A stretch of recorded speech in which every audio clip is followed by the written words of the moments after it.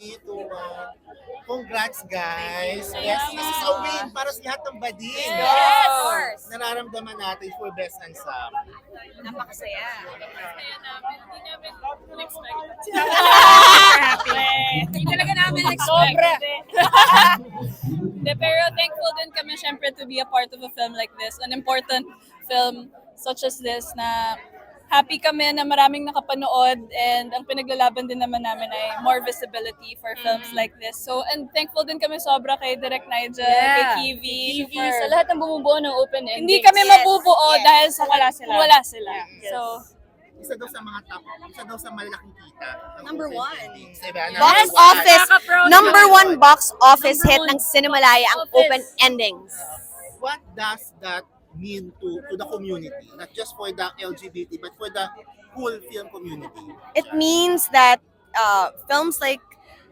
queer films are ready to be, I guess, consumed, to be.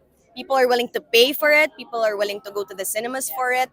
Talagang kailangan lang pagbigyan ng mga malalaking production houses, ng mga producers, investors, because there is an audience for queer film. Because there are queer women in the Philippines. So, kailangan lang talagang, I guess, people just need to be more open-minded and to have space for that. Because maraming kwentong kailangan ibahagi sa mga Pilipino na, I guess, nahuhuli na tayo.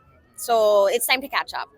Tsaka kitang-kita naman na sabik yung mga sa community natin. Kitang-kita na sabik sila makapanood ng ganitong klaseng pelikula. Kaya sana naman this time, at sa mga susunod na taon, sana maging normal na siya.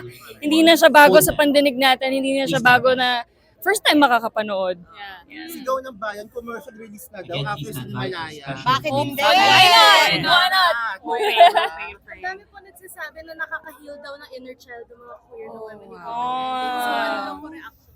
nakakatuwa kasi a friend of mine also told me na pagkatapos niya panoorin yung film, lumawak daw yung mundo niya. And she's not queer. So nakakatuwa na hindi lang yung queer audience yung naging target namin, pati yung it's for everyone. It's really for everyone. Yeah, nakakatuwa.